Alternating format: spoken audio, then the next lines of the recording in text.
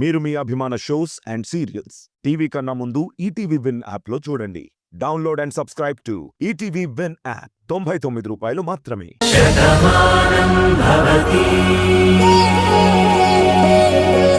తను ఎవరో తెలుసుకోలేకపోయింది. ఈ రోజు ఆశ్చర్యంగా తను కార్తీక్ని చూసి గుర్తుపట్టిందంటే తనకి మొత్తం గతం గుర్తొచ్చిందని అర్థమైంది. కానీ ఇలా అన్కాన్షియస్ లోకి వెళ్లడమే చాలా ఆశ్చర్యంగా ఉంది. మీకు దండం పెడతాను మేడం, నా భానుకేమీ కాకూడదు. తనని మళ్ళీ నాకు పూర్తి ఆరోగ్యంగా అప్పగించండి. ఎంత ఖర్చైనా పర్వాలేదు, ప్లీజ్ డాక్టర్. చూడండి కార్తీక్ గారు, తను మెంటల్గా చాలా డిస్టర్బ్గా ఉంది. ఎన్ని రోజులుగా పడుతున్న స్ట్రగుల్ తన మైండ్ మీద చాలా ప్రెషర్ చూపించి ఉంటుంది.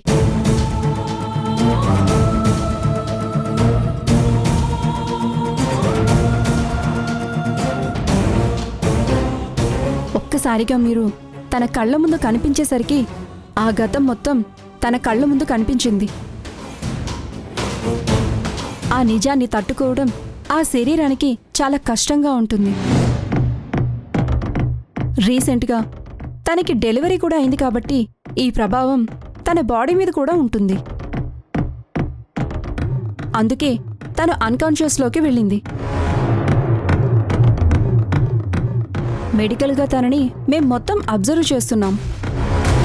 తనకి కాన్షియస్లోకి వచ్చాక తన ఎమోషనల్ లెవెల్స్ ఎలా ఉన్నాయో మేం మొత్తం చూసి ట్రీట్మెంట్ ఏంటి, ఎలా ఉండాలో మేం చెప్తాం.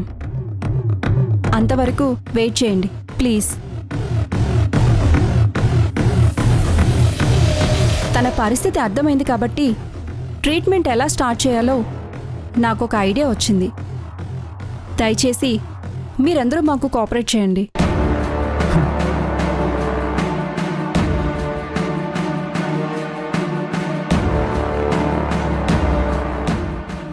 ఏంటమ్మా ఇలా జరిగింది? భాను తిరిగి రావడం ఏంటి? తను వీళ్ళకి కనిపించడం ఏంటి? అసలు ఏం జరుగుతుందో నాకేం అర్థం కావడం లేదు. నీకేమీ అర్థం కావటం లేదు. నాకైతే పిచ్చెక్కిపోతోంది. నీలిమ జీవితం ఎప్పుడు కష్టాల పాలేనా అని ఇప్పుడు నాకు భయమేస్తోంది. మనం ఎవరని చెప్పు? తన తండ్రికి నాకు ఉన్న సంబంధం వల్ల నన్ను పెద్దమ్మ అంది, నిన్ను అక్క అంది. తన వాళ్లకన్నా ఎక్కువగా చూసుకుంటోంది. మన రాతను మార్చిందే, తనింటికి తీసుకొచ్చింది. అలాంటి నా కూతురు బాగుండాలని నేను కోరుకుంటున్నాను. ఆ భాను మంచిదే కాదన్ను, కాని ఇప్పుడు తను కార్తీక్కి కనిపించిందంటే అసలే తన గురించి ఆలోచిస్తున్న కార్తీక్ నీలిమ గురించి ఏం ఆలోచిస్తాడో తలుచుకుంటే నాకు చాలా భయంగా ఉంది. అదే కదమ్మా, ఎంత ఆలోచిస్తున్నా నాకు కూడా ఏం తోచడం లేదు. పెళ్లి జరిగే వరకు ఆ అజయ్ విషయంలో నీలిమ భయపడింది. వాడు ఏ క్షణం పెళ్లి ఆపుతాడా అని తను వణికిపోయింది. అన్ని ఆటంకాలు దాటుకుని ఈ పెళ్లి జరిగింది. అజయ్కి ఏమైందో తెలియదు, వాడు మంచాన ఉన్నాడు. కానీ కార్తిక్ గారు నీలిమ మెడలో తాళి కట్టాడన్న ఆనందంలో నీలిమ ఆనందంగా ఉంది. వాళ్ళందరినీ ఒకటి చేయడానికి మనందరం ప్రయత్నిస్తూ ఉంటే ఇప్పుడు అనుకోని ఈ మాట వినేసరికి నాకేం అర్థం కావడం లేదమ్మా.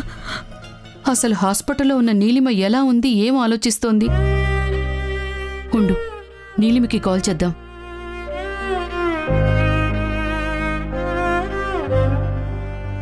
చిట్టి తల్లి, నువ్వు కడుపులో పడ్డావని నాకు తెలిసింది.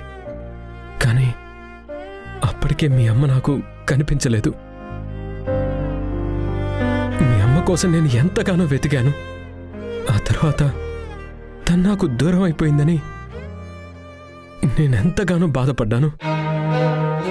నీ గురించి కూడా నేను ఆలోచించలేకపోయాను. కానీ నువ్వే మళ్ళీ మా ఇద్దరిని కలిపావు.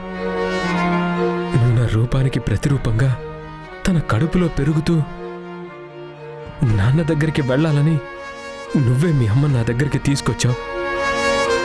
నేను మా అమ్మని ఎంత ప్రేమగా చూసుకుంటానో నువ్వు కూడా మీ అమ్మని అంతే ప్రేమగా చూసుకున్నావు.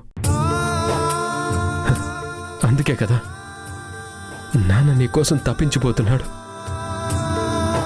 నువ్వు లేకుండా ఈ నాన్న ఉండలేడమ్మా.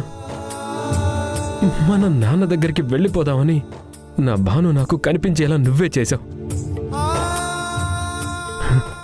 ఇదంతా నీ పుణ్యమే.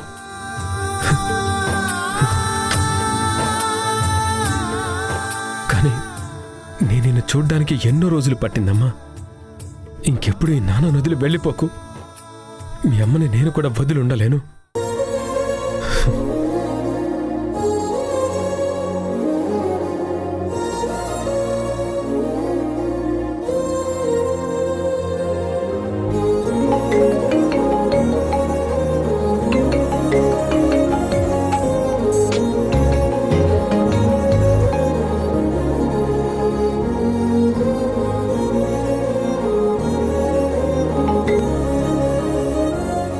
పెద్దమ్మా, అమ్మా నీలిమా, ఎక్కడున్నావు?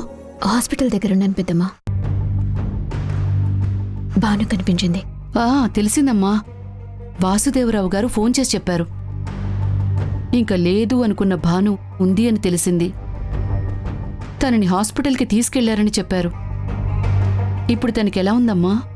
పరిస్థితి ఏంటో ఇంకా అర్థం కాలేదు. కానీ తను తిరిగొచ్చినందుకు అందరూ ఆనందంగా ఉన్నారు. కార్తీక్ మరీ మురిసిపోతున్నాడు. అయ్యో,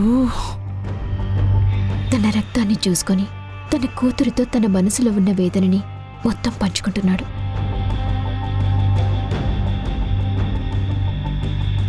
అలా వాళ్ళ ప్రేమని చూస్తుంటే నాకు ఆనందంగానే ఉంది.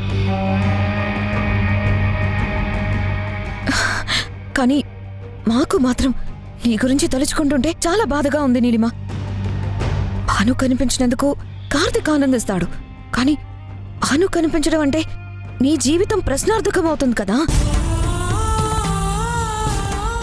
కార్తీక్ ఊహల్లో, కార్తీక్ గుండెల్లో భానుకే స్థానముంది. అలాంటి భాను ఈరోజు కార్తీక్ కళ్ళ ముందుంది. మరి కార్తీక్ కట్టిన తాళి నీ మెడలో ఉంది కదా.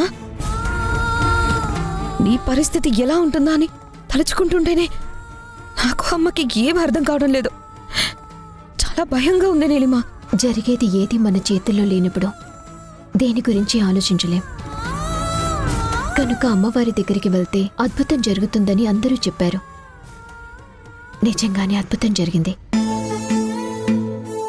లేదు అనుకున్న భాను కళ్ళ ముందుకొచ్చింది. కార్తీక్ జీవితంలోకి మళ్లీ వెలుగుని తీసుకొచ్చింది. కాని నీ జీవితం మసకబారుతుందేమోనని నా మనసు కనిపిస్తోందమ్మా. అది నువ్వెందుకు ఆలోచించడం లేదమ్మా? ఇప్పుడు నీలిమ అంటే నువ్వు మా ఇంటి ఆడపిల్లవి కాదు, ఈ ఇంటి కోడలివి, కార్తీక్ భార్యవి. తన జీవితంలోకి ముందున్న భార్య వస్తే నీ జీవితం ఏమవుతుందని మేం భయపడుతున్నాం. ఇప్పుడు నేను అదేది ఆలోచించే పరిస్థితుల్లో లేను పెద్దమ్మా. ప్రస్తుతానికి నేను ప్రేమించిన కార్తీక్ నా కళ్ళ ముందు తన కూతుర్ని చూస్తూ చాలా ఆనందంగా ఉన్నాడు. అదే నేను చూస్తున్నాను. తర్వాత ఏం జరగాలో, ఏం జరుగుతుందో అప్పుడు ఆలోచిద్దాం. నీలిమా, ఏంటమ్మా? తను చాలా బాధలో ఉందమ్మా. బయటికి చెప్పుకోలేకపోతుంది. తనకి ఇంకేం ఫోన్ చెయ్యొద్దులే. తను వచ్చాక మాట్లాడుకుందాం.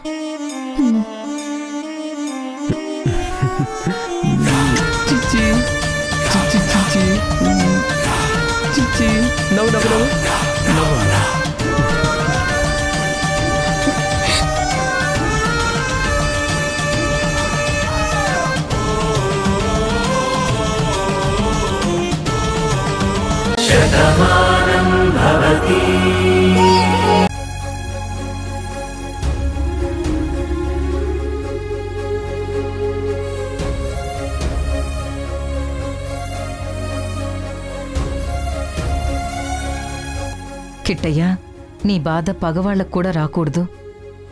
ఇప్పుడు నేను నీతో ఏం మాట్లాడాలో, ఎలా మాట్లాడాలో కూడా నాకు అర్థం కావడం లేదు. ఎందుకమ్మా? ఏం జరిగినా మన మంచికే జరుగుతుందని ఎప్పుడు చెప్పే నువ్వే ఇలా మాట్లాడమేంటమ్మా? ఇంకెలా మాట్లాడమంటావు మావయ్య? మన ఇంట్లో ఉన్న వ్యక్తి రాధ అనుకుని నువ్వెంతగానో అభిమానించావు. అది మా అందరికీ తెలుసు. కానీ తను అసలు మన రాధ కాదు, వేరే మనిషి అని తెలిసినప్పుడు నీ రాధ ఎక్కడుందో అన్న ప్రశ్నతో పాటు ఎన్ని రోజులు నువ్వు పెంచుకున్న ఆశకి నీ మనసుకి ఎంత బాధ అనిపిస్తుందో అర్థం చేసుకోలేని అమాయకులు ఇక్కడెవరూ లేరు. చూడు కిట్టయ్యా, నా కొడుకు సంతోషంగా ఉండాలని, వాడెప్పుడూ ఆనందంగా ఉండాలని నేను కోరుకున్నాను. కాని అందరి గురించి ఆలోచించే నీకు ఎంత కష్టం వస్తుందని ఊహించలేకపోయాను. వద్దమ్మా, ఇప్పుడు మనం మాట్లాడుకుంటే అది తప్పే అవుతుంది. ఇన్ని రోజులు మన ఇంట్లో ఉన్న మనిషి మన మనిషి కాకపోయినా తను మనందరి గురించి ఆలోచించింది. నేను జైలుకు వెళ్తే తను ఎంతో రిస్క్ చేసి నన్ను విడిపించింది. మన ఊరి పరువుని, ఆడపిల్లల్ని కూడా కాపాడింది. ఒకప్పుడు రాధ ఈ ఊరి గురించి ఎలా ఆలోచించిందో తన రూపంలో ఉన్న భాను కూడా అలాగే ఆలోచించింది. అయితే ఈరోజు తన వాళ్ళని కలుస్తుంది. మనకి పరాయి అయినా తను మనం అభిమానించిన మనిషి. తన వాళ్ళకి దగ్గరైనందుకు మనం ఆనందించాలి. ఇక నా రాదంటావా? ఎక్కడో దగ్గర బావుందని అనుకుంటాను. నాకు దూరంగా ఎందుకు బతుకుతుందో తెలుసుకుంటాను. తొందరలోనే తనని ఎలాగోలా కలుసుకుంటాననే నమ్మకంతో ముందుకు వెళ్తాను.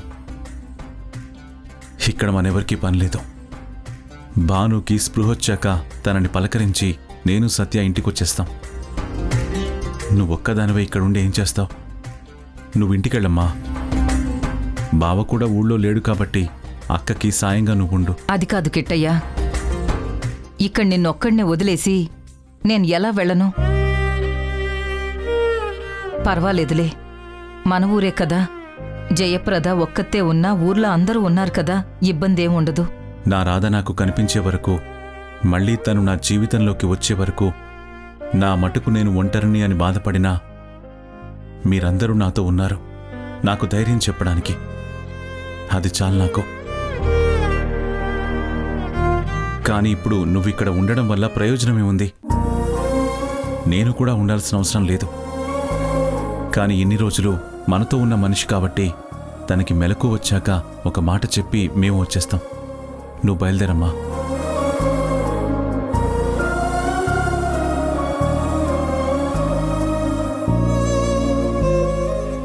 బాబూ, భానుమతి జాగ్రత్త. తను చాలా మంచి అమ్మాయి.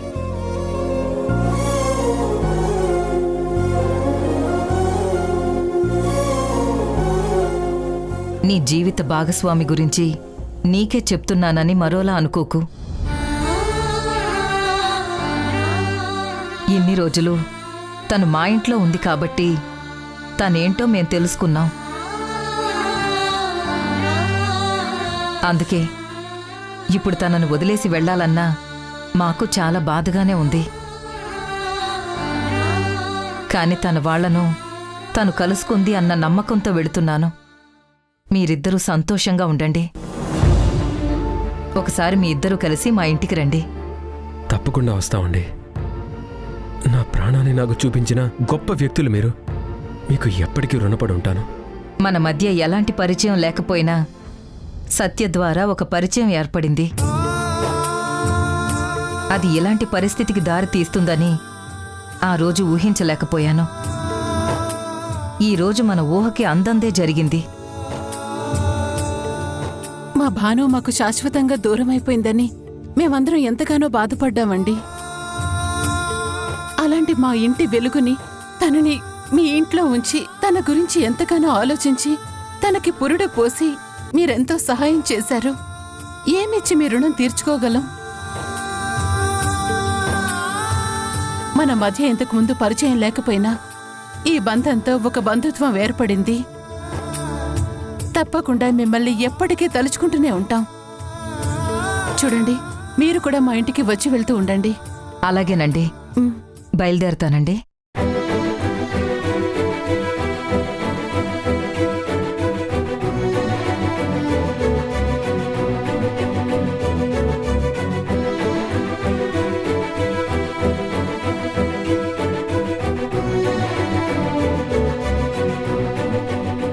సిస్టర్, ఎంఆర్ఐ స్కానింగ్ కూడా రెడీ చేయండి.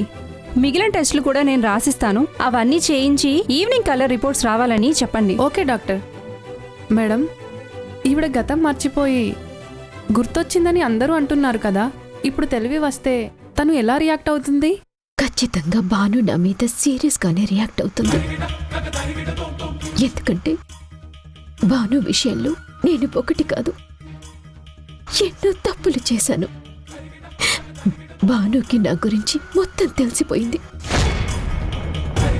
మా మావయ్యని బయటికి తీసుకురావటం, ఆయన చనిపోయినట్టుగా నాటకం ఆడటం, ఇలా ప్రతి విషయం ఆ గవర్నమెంట్ డాక్టర్ భానుకి చెప్పారు.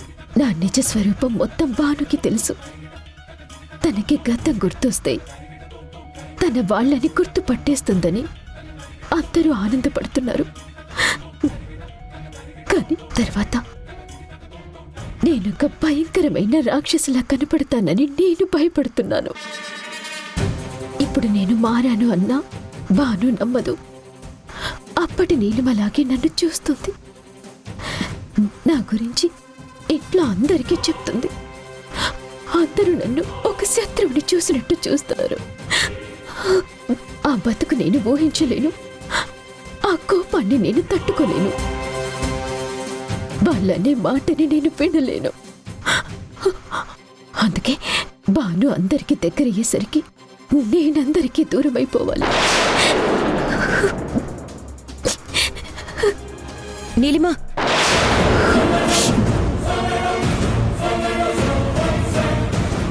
అదేంటి నీలిమా, అందరూ కింద నీ గురించి మాట్లాడుకుంటుంటే నువ్వేంటి ఇక్కడ ఒంటరిగా నిలబడి ఏం చేస్తున్నావు? నేనిప్పుడు ఒంటరినే కదా. ఏంటి అంత విరక్తిగా మాట్లాడుతున్నావు? భాను తిరిగి వచ్చిందన్నా? కాదు చాందిని, భాను లేదనుకున్నప్పుడే తను మర్చిపోలేనని కార్తీక్ నాతో చెప్పాడు. ఇప్పుడు భాను వచ్చాక నేనింకా కార్తీక్ గురించి ఆలోచించటం అవివేకమవుతుంది. చూడు నీలిమా, నీ గురించి మేమందరం ఆలోచిస్తున్నాం. నువ్వు ఇలా ఆలోచిస్తూ ఉంటే మాకు బాధగా ఉంటుంది. ముందు భానుకి తెలివి రాని, తర్వాత ఏం చేయాలో ఎలా చేయాలో అందరం కలిసి ఒక నిర్ణయం తీసుకుందాం. అంతవరకు నువ్వు మనసులో ఎలాంటి బాధ పెట్టుకోకు. రా. నేను కూడా వెళ్దామని నిర్ణయించుకున్నాను. నువ్వు వెళ్ళా, వస్తాను. త్వరగా రా.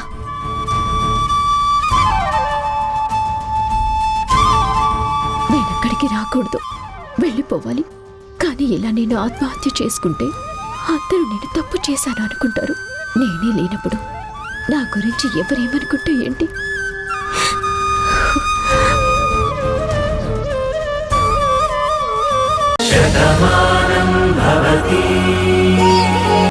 కాని తను మా మనిషి. ఇన్నాళ్ళు తనకు ఏమీ తెలియకపోవడంతో తను లేదేమో అన్న భావనతో మేమున్నాం. కానీ చాలా విచిత్రంగా మీరందరూ ఒకేసారి ఆ గుడికి వెళ్ళడమేంటి? అక్కడ భానుని చూడటమేంటి? నిజం తెలియడమేంటి? ఇదంతా దైవమహిమ కాకుండా ఇంకేమవుతుంది? ఆ అమ్మవారి గురించి దేవమ్మ మనకి చెప్పింది. తను ఒకప్పుడు మనింటికి ఎంత ద్రోహం చేసినా ఈరోజు మళ్ళీ మనందరం భానుని చూడగలిగామంటే దానికి కారణం ఆ అమ్మవారైతే అక్కడికి మనం వెళ్లేలా చేసింది ఆ దేవమ్మ.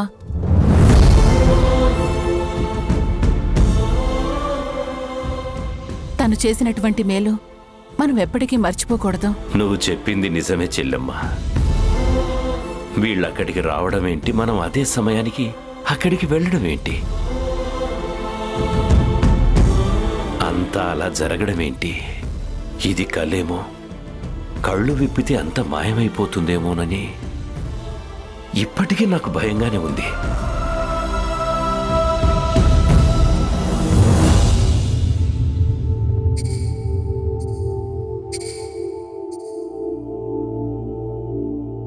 కానీ మా అమ్మ భానుమతమ్మ మళ్ళీ తిరిగి వచ్చింది.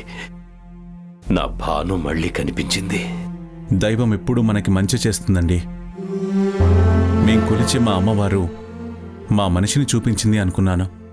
కానీ తనెందుకు ఇలా ఉంది అని ఆ దేవతకి ఎన్నోసార్లు దండం పెట్టుకున్నాం. కానీ తను మా మనిషి కాదు, మీ మనిషి అని చెప్పడానికే అందర్నీ ఒకేసారి తన సన్నిధికి రప్పించుకుంది. ఎవరేంటో నిజం తెలిసేలా చేసింది. ఏదేమైనా మీ భానుమతి వల్ల మా ఊరికి కూడా మంచి జరిగింది. తనెప్పటికీ మాకొక ఆత్మీయ బంధువులాగే ఉంటుంది. మా వదిన ఎలాగ మీకు మంచి ఆత్మీయురాలయ్యిందో తనని కాపాడి మీరందరూ కూడా మాకు బంధువులయ్యారు. మనిద్దరి కుటుంబాల మధ్య తప్పకుండా స్నేహంతో కూడిన బంధుత్వం ఉంటుందని మా మమ్మీ మేము అందరం కోరుకుంటున్నాం. మీలాంటి వాళ్ళతో పరిచయం కావడం మాకు చాలా సంతోషంగా ఉంది. ఇన్ని రోజులు రాధగా మా ఇంట్లో ఉన్న మనిషి ఇల్లు ఇది, తన వాళ్ళు వీళ్ళు, తను ఇక్కడే ఉండేది అని తెలిసినప్పుడు మాకు కూడా చాలా సంతోషంగా ఉంది.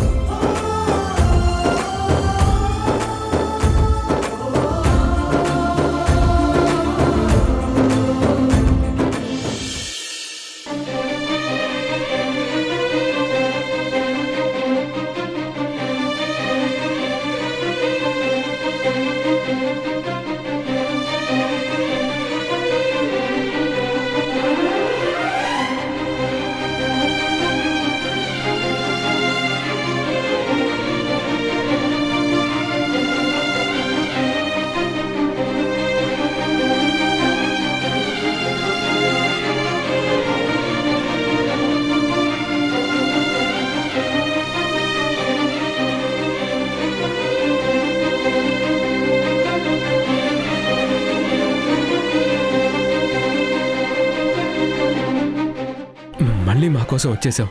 నా ప్రేమని వెతుక్కుంటూ వచ్చేసావు. ఇది తలుచుకుంటూ ఉంటే నా మనసు ఎంత సంతోషంగా ఉంటుందో నువ్వు ఊహించలేవు భాను.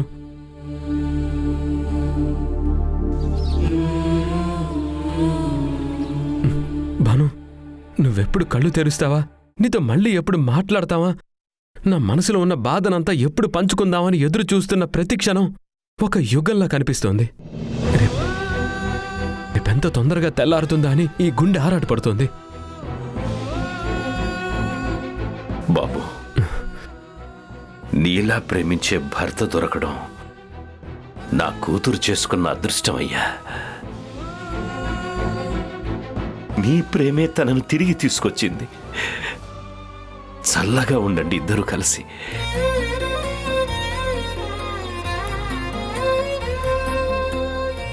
కార్తీక్, నీ ఎదురు చూపు ఫలించిందిరా. నీ భాను దూరం కాలేదన్నా నీ భావన నిజమైంది. ఇన్ని రోజులు ఓపిక పట్టావు. ఇంకొక్క రోజు బాధ లేకుండా ధైర్యంగా ఉండు. తను కోలుకుంటుంది. మళ్ళీ మనతోనే కలిసి మన దగ్గరే ఉంటుంది.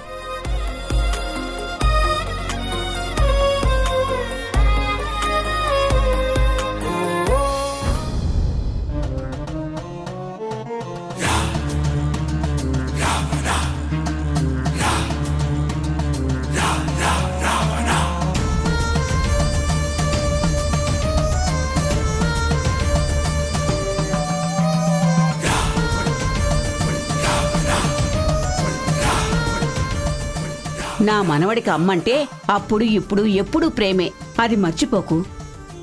నిజంగా గనుక ఆ ప్రేమ అలాగే ఉంటే నేను ఇలా బాధపడతానని తెలిసి కూడా రాకుండా ఎలా ఉంటాడమ్మమ్మ? కార్తీక్ రాకపోవడానికి 2 కారణాలుంటాయి. ఒకటి భాను వద్దనుండాలి, లేదా ఇక్కడికి వస్తే మళ్ళీ అక్కడికి రావద్దని ఆంక్ష పెట్టుండాలి. ఆంటీ, ఇప్పుడేమంత కొబ్బలు అంటుకున్నాయని చెవి కోసిన మేకల అలా అరుస్తున్నావే? రాత్రి కార్తీక్ కి యాక్సిడెంట్ అయితే ఆ భాను ఇప్పటి వరకు మీకు చెప్పలేదు.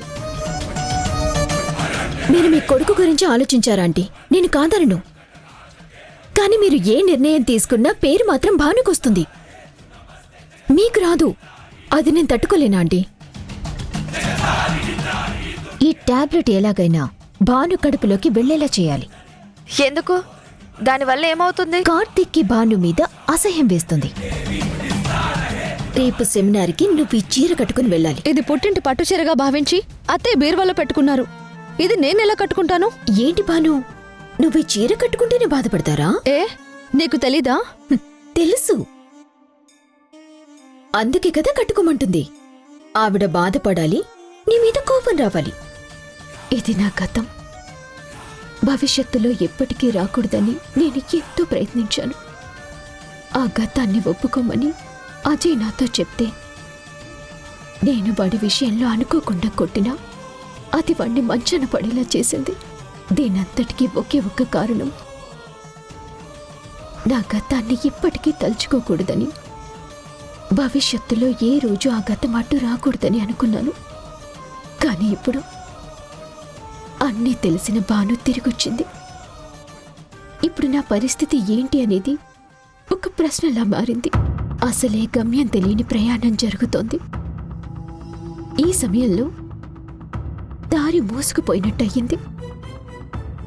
వీటన్నింటికి కారణం భానునే. తను వచ్చింది అని అందరూ ఆనందిస్తున్నారు. తను కనిపించిందని కార్తీక్ మురిసిపోతున్నాడు.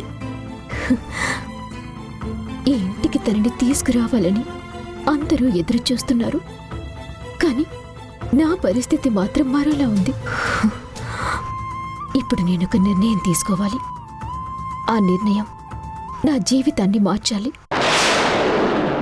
వస్తున్నాను భాను, నీ దగ్గరికే వస్తున్నాను.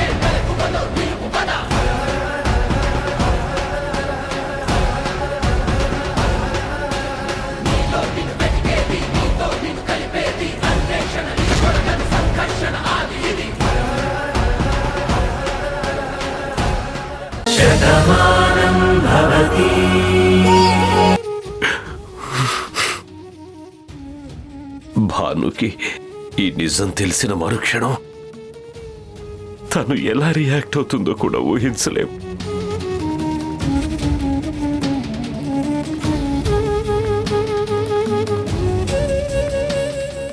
ఇన్ని రోజులు నేను నా గుండెల్లో ఆరాధించుకున్న నా భాను ఇప్పుడు నా కళ్ళ ముందుంది.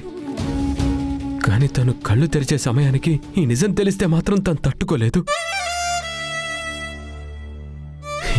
ఇప్పుడు దీన్ని ఎలా ఆపాలో ఏం చేయాలో నాకు అర్థం కావట్లేదు.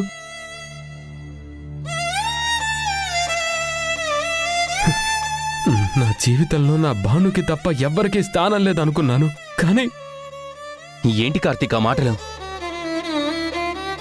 నీకు పెళ్లి చేసింది నువ్వు నీలిమ బావుండాలని.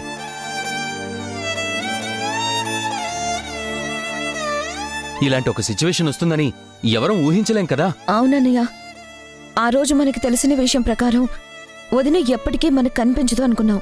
కానీ తను ఇలా ఉంటుందని, ఇదిగో వీళ్ళ ఇంట్లో తను ఉందని మనం తెలుసుకోలేదు కదా. ఇప్పుడు జరిగిన దాని గురించి బాధపడ్డం కాదు, జరగబోయేది ఏంటని ఆలోచించాలి. ఇలాంటి సిచ్యువేషన్లో తను ఎంత ఇబ్బంది పడుతుందో నేను ఊహించగలను.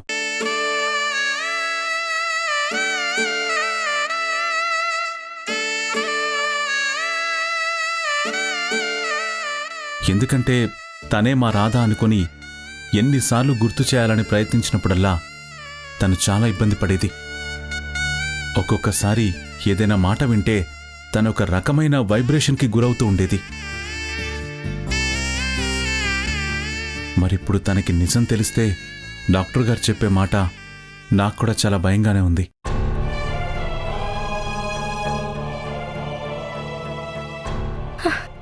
ఏంటిది? పాపం తనకే ఎందుకిన్ని కష్టాలు వస్తున్నాయి? తన జీవితం ఎందుకిలా అవుతుంది? ఎవరు భయపడాల్సిన అవసరం లేదు డాక్టర్. ఈ పరిస్థితి ఎన్నాళ్ళుంటుంది?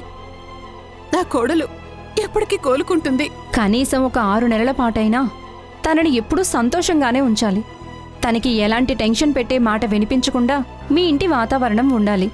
అప్పుడు తను మానసికంగా బలపడుతుంది. పరిస్థితులు అర్థం చేసుకునే స్థితి తనకి ఏర్పడుతుంది. వాడే మందుల ప్రభావం బట్టి తనకి తను ధైర్యం చెప్పుకునే శక్తి వస్తుంది. అలా ఒక 6 నెలల పాటు తనని జాగ్రత్తగా చూసుకోవాలి. తప్పకుండా డాక్టర్. సరే, ఏ నిజం తెలిస్తే భాను ఇబ్బంది పడుతుందని మనం అందరం అనుకుంటున్నాము. ఆ నిజాన్ని ఇప్పుడెవరూ భానుకి చెప్పొద్దు.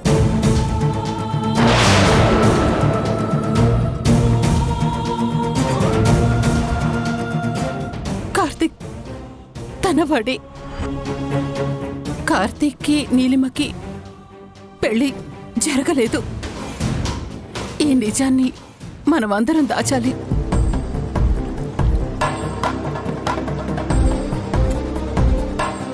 భానుకి కనీసం అలాంటి ఒక ఊహ కూడా రాకుండా తనని మనం చూసుకోవాలి. డాక్టర్ చెప్పారు కదా, 6 నెలల పాటు తనకి మానసికంగా ధైర్యం వచ్చే వరకు ఈ నిజం మనమందరం మన గుండెల్లో దాచుకుందాం. ఆ తర్వాత జరిగే పరిస్థితి ఏంటి అన్నది అప్పుడు ఆలోచిద్దాం. ప్రస్తుతానికి మెళ్ళో తాళి ఉన్న నీలిమ ఒంటరి.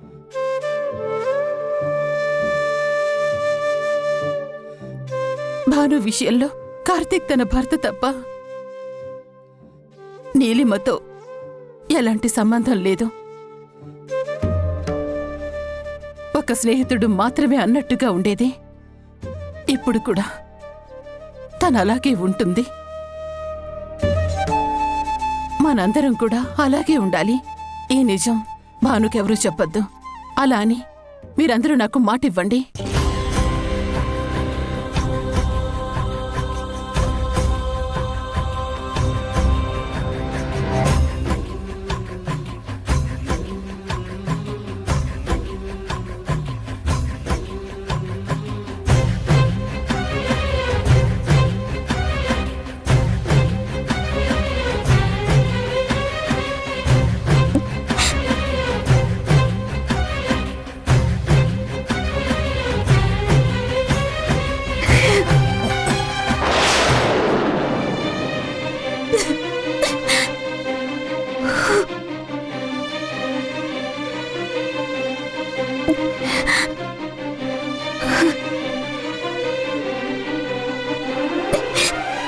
నీలిమా,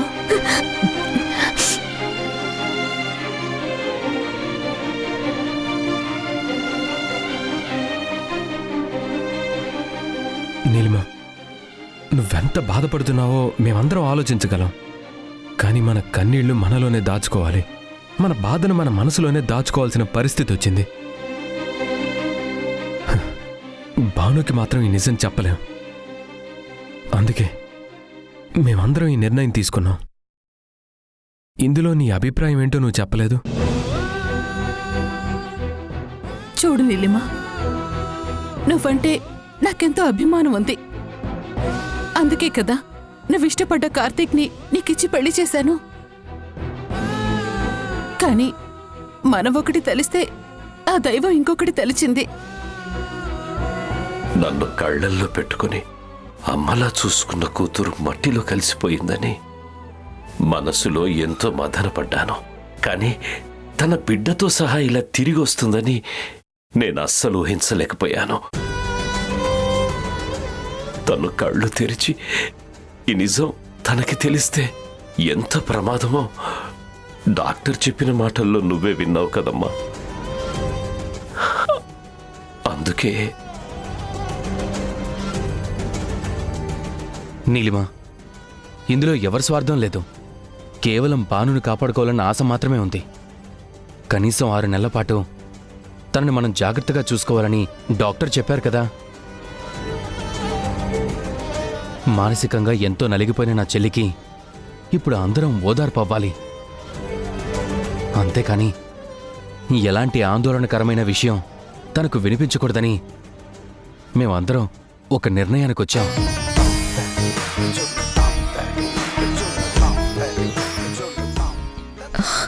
అన్నయ్య నీ మెడలో తాళి కట్టినా నిన్ను తన జీవితంలోకి తీసుకోలేను అన్నందుకో నువ్వెంత తల్లడిల్లిపోతున్నావో ఇక్కడున్న అందరికీ తెలుసు.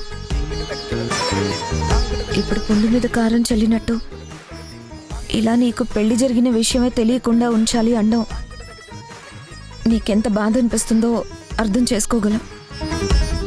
కానీ ఈ విషయాన్ని నువ్వు అర్థం చేసుకుంటావని మేము నమ్ముతున్నాం. అమ్మా నీలిమా, పెళ్ళైన ఆడపిల్లకి భర్త కళ్ల ముందే ఉన్నా పరాయి వాళ్ళ ఉండడం అంటే ఎంత నరకంగా ఉంటుందో నేను ఊహించగలనమ్మా. నీ మెడలో తాళి కట్టినవాడు నీ కంటి ముందు కేవలం స్నేహితుడుగానే ఉండాలి. పెళ్లి జరిగిన విషయాన్ని కూడా నువ్వు బయటికి చెప్పకూడదు అంటే మానసికంగా నువ్వు ఎంత కుమిలిపోతుంటావో మేము అర్థం చేసుకోగలం. ఈ పరిస్థితి నా కూతురికి వస్తే తను ఎలా ఆలోచిస్తుందో కూడా మాకు తెలుసు. కానీ మనందరం భాను గురించి ఆలోచించాలమ్మా. అందుకే తన పరిస్థితిని అర్థం చేసుకుని ఇప్పుడు మా పరిస్థితికి నువ్వేం సమాధానం చెప్తావో అని అందరం ఎదురు చూస్తున్నామమ్మా.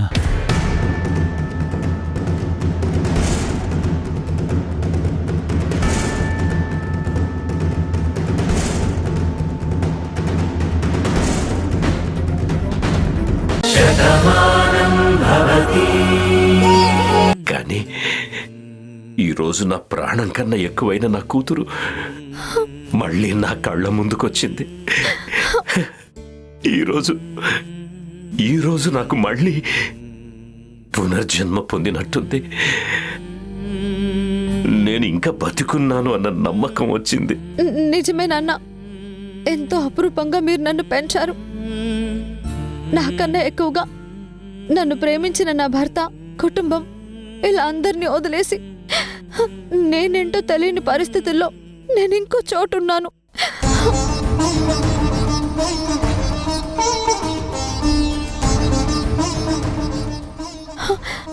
అక్కడ నన్ను అభిమానించే వాళ్ళున్నా నా వాళ్ళంటూ నాకెవ్వరూ లేరు. నాన్న వాళ్ళు ఎవరో కూడా నాకు తెలియదు. అలాంటప్పుడు కడుపులో పెరుగుతున్న రూపానికి ధైర్యం చెప్తూ నా గమ్యం ఏంటో తెలియని పరిస్థితుల్లో నేను మానసికంగా ఎంతో వేదనని అనుభవించాను నాన్న. ఇంకా ఎప్పటికీ నాకు గతం గుర్తుకు రాదు. నా వాళ్ళని కలుసుకోలేనేమోనన్న నిరాశలో ఉన్నప్పుడే ఆ గుడికి రావటం, మీ అందరినీ చూడటం.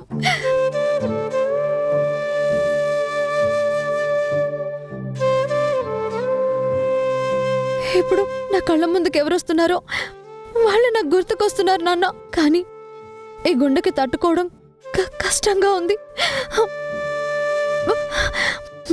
మీ అందరినీ ఇన్నాళ్ల తర్వాత ఇలా చూస్తుంటే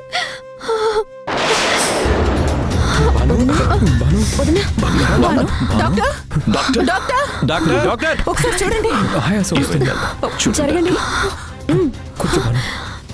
మీరందరూ పక్కకు జరగండి. నువ్వు ఎమోషనల్ అవ్వద్దని చెప్పాను కదమ్మా.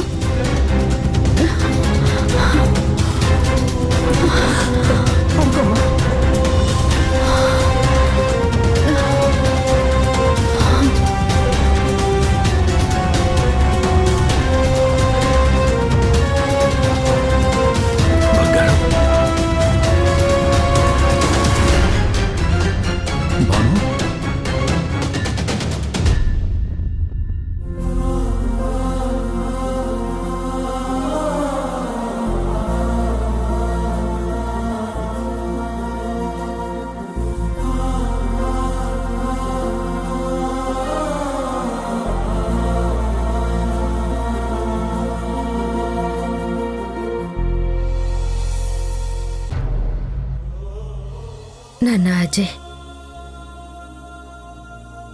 మీ అమ్మ ఒకప్పుడు రాక్షసి. ఎంతో మంది జీవితాల్ని నా చేతులతో నాశనం చేశాను. అయినా అమ్మనే కదా. నీ మీద మమకారాన్ని మాత్రం నేనెప్పుడూ చంపుకోలేదు నాన్న. నీ చిన్నప్పుడు కూడా నిన్ను ఎంతో గారాబంగా పెంచాను నాన్న. నా కొడుకు ఎప్పుడు బావుండాలని ఎన్నో దేవుళ్ళకి మొక్కుకున్నాను. కానీ నీకు పిల్లలు పుట్టే వయసులో నిన్నొక పసిపిల్లాడిగా చూసుకోవాల్సిన పరిస్థితి వస్తుందని నేనెప్పుడూ అనుకోలేదు. మనం చేసిన తప్పులకి మనం ఈ కర్మను అనుభవిస్తున్నాం. మనం మారి చేసిన మంచి ఎంతో కొంత మనకు దక్కితే మనకి పరిస్థితి మారుతుందని ఆశిస్తున్నాను.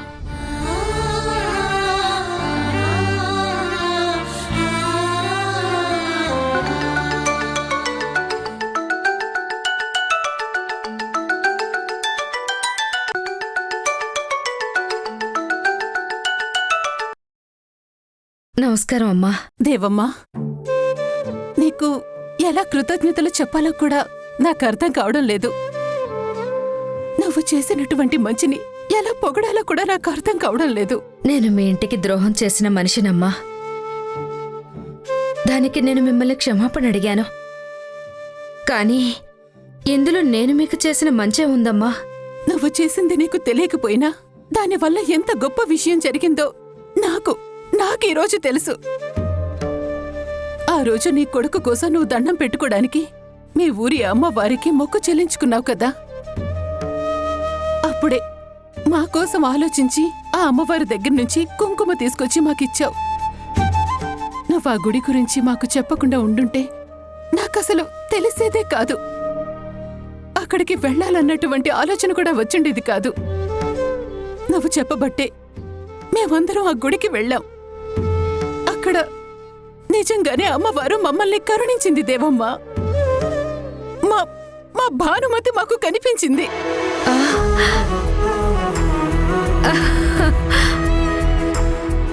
ఏంటమ్మా మీరనేది? భానుమతి కనిపించిందా? అవును దేవమ్మ.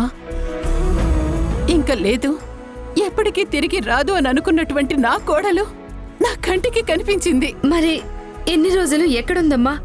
ఏమైపోయింది? ఎందుకు దూరంగా ఉంది? తను గతాన్ని మర్చిపోయింది. వేరే ఊళ్ళో ఉంది. తన పేరు ఇంకోలా బయటకొచ్చింది కాబట్టి తను బ్రతికే ఉందని మేం కూడా గ్రహించలేకపోయాం. కాని నువ్వు చెప్పినటువంటి ఆ అమ్మవారి సన్నిధిలో మా ఇంటి దీపం మాకు కనిపించింది. మా భానుమతి ఇప్పుడు మాతోనే ఉంది. తను ఇప్పుడు మా అందరినీ గుర్తుపట్టింది. ఈ ప్రపంచంలో అసలు ఇంతకు మించిన అద్భుతం ఇంకొకటి ఉంటుందని నేనైతే ఇప్పుడు అనుకోవడం లేదు. ఇది జరిగిందంటే కేవలం నీ వల్లే, నువ్వు చెప్పడం వల్లే జరిగింది. అందుకే నీకు ఎంత కృతజ్ఞతలు చెప్పాలనుకున్నా అది నాకు తక్కువే అనిపిస్తుంది. అమ్మా, మంచి వాళ్ళకి ఎప్పుడూ మంచి జరుగుతుందనడానికి ఇంతకన్నా నిదర్శనం ఇంకొకటి లేదు. నన్ను మార్చిన మనిషి భాను. అలాంటి తల్లి ఇలా కాలం చేసిందనుకుని నేను ఎంతో బాధపడ్డాను. కానీ తను మీ దగ్గరికి చేరుకోవటం, మీరందరూ సంతోషంగా ఉన్నారు అంటే చేసిన మంచి ఎక్కడికి పోలేదని ఇదిగో ఇలా తెలుస్తుంది. పోనీలేండమ్మా, మీకు చేసిన సాయం వల్ల ఆ అమ్మవారు మమ్మల్ని కూడా కరుణించి నా అజయ్ కోలుకుంటే నాకంతకన్నా కావాల్సిందేముంది? తప్పకుండా జరుగుతుంది దేవమ్మా. ఈరోజు మా కుటుంబంతో ఇంత ఆనందంగా మేము ఉన్నామంటే దానికి కారకురాలివి నువ్వే. ఆ అమ్మవారి దయ నీ కుటుంబం మీద ఖచ్చితంగా ఉంటుంది. అజయ్ తొందరలోనే కోలుకుంటాడు. ఉంటాను. మంచిదమ్మా.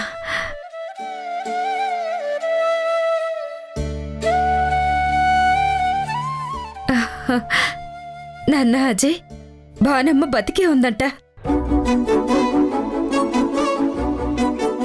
వాళ్ళ దగ్గరకు వచ్చేసిందంట. వాళ్ళను కలుసుకుందంట.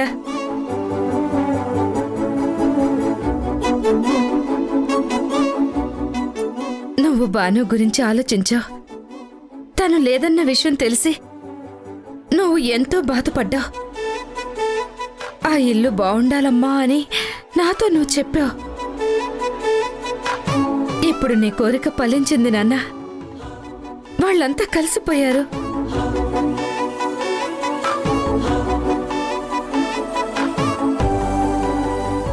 చెప్పాను కదా నాన్న, మనం మంచి చేయాలనుకున్నాం. అక్కడ మంచి జరిగింది.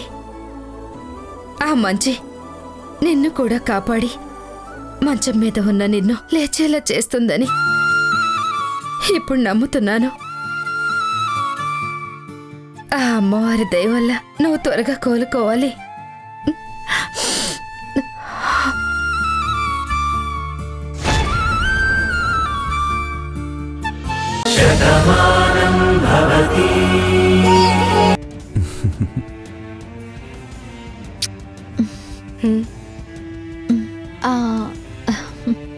కార్తిక్ గారు, మీ మనిషి గురించి మీకు చెప్తున్నానని మరోలా అనుకోకండి. ఇప్పుడు తనున్న పరిస్థితి ఏంటో మనందరికీ తెలుసు. తనని కంటికి రెప్పలా చూసుకుంటారని నాకు తెలుసు.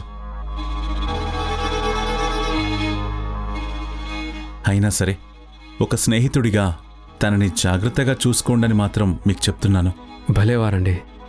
మీరు మా భాను మీద కురిపించిన అభిమానాన్ని నేను కానీ మా ఇంట్లో వాళ్ళం కానీ ఎప్పటికీ మర్చిపోను. నేను మీకు మాటిస్తున్నాను, తనను ఎంత అపురూపంగా చూసుకుంటామో, తను కోలుకునేలాగా ఎంత తొందరగా ప్రయత్నిస్తామో మీరే చూస్తారుగా. ఇప్పుడు మీరు వెళ్తున్నా తప్పకుండా మీరు మా ఇంటికి రావాలి. వెళ్ళొస్తాం రా సత్య. దాదా ఆడకూడదమ్మా, ఆడకూడదు.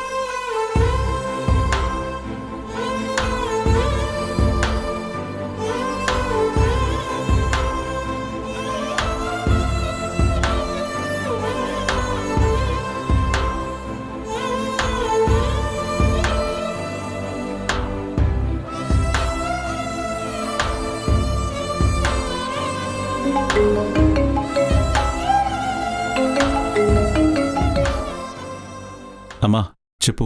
కిట్టయ్యా, ఎలా ఉన్నారు? బాగానే ఉన్నామమ్మా. భానుమతి కూడా బాగుంది. మేం ఊరికి బయలుదేరుతున్నాం. తనకు మెలకు వచ్చిందా? వాళ్ళతో మాట్లాడిందా? అందర్నీ గుర్తుపట్టిందమ్మా. తన కళ్ల ముందు ఎవరు కనిపిస్తే వాళ్లతో ఉన్న జ్ఞాపకాలన్నీ తనకు గుర్తొస్తున్నాయి. తన వాళ్ళందరూ ఇప్పుడు తన దగ్గరే ఉన్నారు. వాళ్ళంతా సంతోషంగా ఉన్నారు. అందుకే మేం మన ఊరికొచ్చేస్తున్నాం. ఎలా వస్తున్నారు కిట్టయ్యా? ఇంత దూరం కారు జర్నీ చేసుకుని రావద్దు, ఫ్లైట్లో వచ్చేయండి. కారు అక్కడే ఉంచు, ఇక్కడి నుంచి డ్రైవర్ని పంపించి తెప్పించుకుందాం. పర్వాలేదమ్మా. ఒక గమ్యం అనుకుని బయలుదేరాం. అది మన గమ్యం కాదు అని తెలిసింది. అందుకే ఈ దారిని వదిలి మన ఇంటి దగ్గరికి రావాలి. కారులోనే వస్తాం. ఉంటాను. ఏంటమ్మా, ఏమైంది? కిట్టయ్య మాటల్లో బాధ తెలుస్తోంది. తను ఊపిరి అనుకున్న రాధ కాదు, ఆ రూపంలో ఉన్న భానుమతి అని తెలిసేసరికి కిట్టయ్య తట్టుకోలేకపోతున్నాడు. భాను అక్కడ సంతోషంగానే ఉంది. కిట్టయ్య సత్య ఇంటికి బయలుదేరారు. వాళ్ళొస్తున్నారు. మంచి పని చేశారమ్మా. ఎంత కాదనుకున్నా వాళ్ళకి మనకి ఏం సంబంధం ఉంటుంది? వాళ్ళ మనిషిని వాళ్ళకప్పగించేశారు. మన ఇంటికి రావాల్సిన వాళ్ళు వచ్చేస్తున్నారు. రాణి,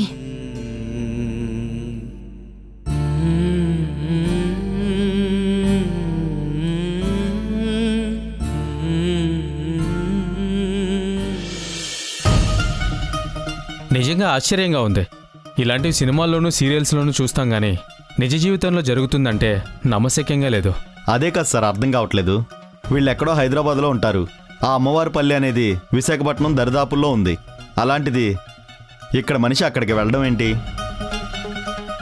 ఆ మనిషి ఆ ఊర్లో ఉండడం ఏంటి? అన్నయ్య, ఏంటమ్మా? దేని గురించి వీళ్ళందరూ మాట్లాడుతున్నారు? అమ్మా, నీకు సంగతి తెలియదు కదా. మన ఓనర్ గారు ఉన్నారు కదా, పార్థు గారు. ఆయన చెల్లి చనిపోయిందని అందరూ అనుకున్నారు.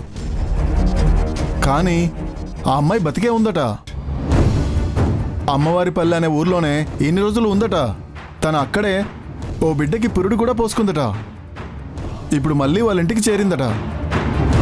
దాదాపుగా 10 నెలల తర్వాత వాళ్ళ మనిషి వాళ్ళ ఇంటికి వచ్చిందని వాళ్ళందరూ ఆనందపడుతున్నారు. అమ్మవారి పల్లెన తను ఇన్నాళ్ళు అక్కడుందా? అవునమ్మా, ఆ అమ్మవారి పల్లె గురించి ఇదివరకు కూడా మనం విన్నాము. అక్కడి నుంచి సీడ్స్ తీసుకురావాలని మన బాస్ కూడా చెప్పారు కదా. ఆ ఊర్లోనే ఇదంతా జరిగిందని అందరూ అనుకుంటున్నారు. నిజంగా ఎంత ఆశ్చర్యంగా ఉంది కదా.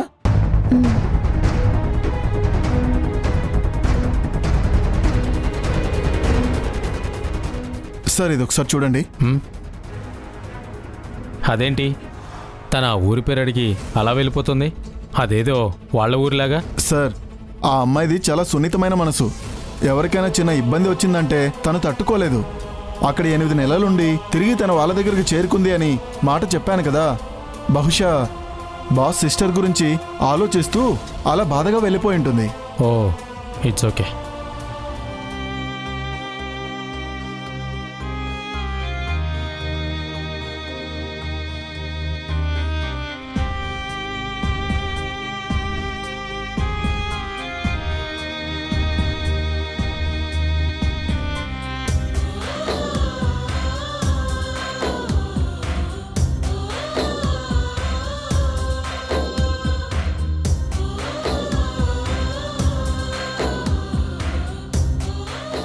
ఎప్పటికీ ఈ వంశానికి వంశాంకురాన్ని మాత్రం ఇవ్వలేవు. నీ ప్రేమను గెలిపించుకొని వాళ్ల బాధకి కారణమవుతావో, నీ ప్రేమని చంపుకొని ఏ ఇంటికి దూరం అవుతావో నువ్వే నిర్ణయించుకో.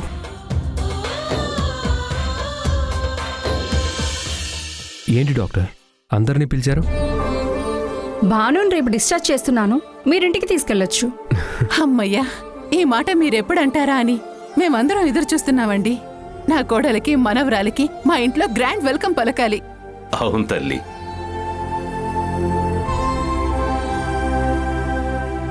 ఏ ఇంటినైతే దేవాలయంలా చూసుకుంటూ ఏ ఇంటి గురించి అయితే అనుక్షణం పరితపించిందో ఆ ఇంటికి దాదాపు సంవత్సరం పాటు దూరమయ్యింది. మళ్ళీ ఆ ఇంట్లో తిరిగి అడుగుపెట్టినప్పుడు తనకది ఒక పండగలా ఉండాలి. భాను నా ఇంట్లో మళ్ళీ నాతో అడుగుపెట్టే క్షణం గురించి నేనెంతగానో ఎదురు చూస్తున్నాను. మేమిద్దరం కలిసి మళ్ళీ కుడికాలు లోపల పెట్టి మా పాపతో సహా మా ఇంట్లో అడుగు పెట్టాలని అందరం కోరుకుంటున్నాం. చూడండి, మీరందరూ తను తిరిగొచ్చిందని ఆనందంగా ఉన్నారు. కానీ తను ఎలాంటి సిచ్యువేషన్లో ఉంది అన్న విషయం మాత్రం మీరెవరూ పొరపాటును కూడా మర్చిపోకూడదు.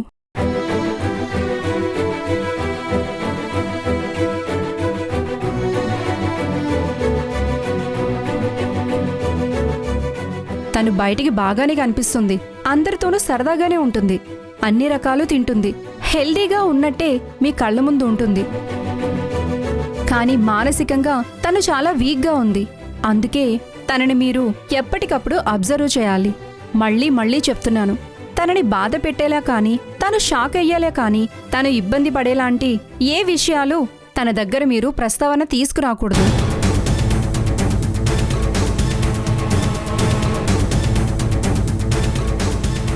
అలాంటి సిచ్యువేషన్స్ ఏవి తనకి ఎదురు కాకూడదు. అలా ఏమాత్రం జరిగినా మళ్ళీ హెల్త్ పరంగా తను చాలా డిస్టర్బ్ అవుతుంది. తర్వాత పరిణామాలు ఎలా ఉంటాయో మన ఊహకు కూడా అందవు. ఒక్కోసారి నాకు అర్థమైంది డాక్టర్. చెప్పాను కదా, నా పెళ్లి జరిగిందన్నమాట తనకన్నిటికన్నా పెద్ద షాక్ అవుతుంది. ఆ నిజాన్ని మేము దాచాలని నిర్ణయించుకున్నాము. నీలిమ కూడా మాకు సహకరిస్తుంది. తను ఎప్పట్లాగే ఒక ఫ్రెండ్లా మా ఇంట్లో ఉంటుంది తప్ప నేను తాళి కట్టిన మనిషిలా తను భాను ముందు ఎదురు పడతాం. అందులో ఎలాంటి ఇబ్బంది లేదు. గుడ్. మీరందరూ తనని ఇలాగే చూసుకుంటే ఒక 6 monthsలో మంచి రిజల్ట్ ఉంటుంది. ఆ తర్వాత నెమ్మదిగా ఉన్న పరిస్థితులన్నీ తను అర్థం చేసుకుంటుంది, మెరుగైన రిజల్ట్ వస్తుంది. కానీ అప్పటి వరకు ఈ విషయం తనకి తెలియకూడదు. తను హ్యాపీగానే ఉన్నట్టు ఉండాలి, తను నార్మల్గానే ఉంది అని తను అనుకోవాలి. అందుకే తన దగ్గర ఇబ్బందిగా ఎవరూ ఉండొద్దు. ఎప్పటిలాగే క్లోజ్గా ఉండండి. వెళ్దాం పదండి.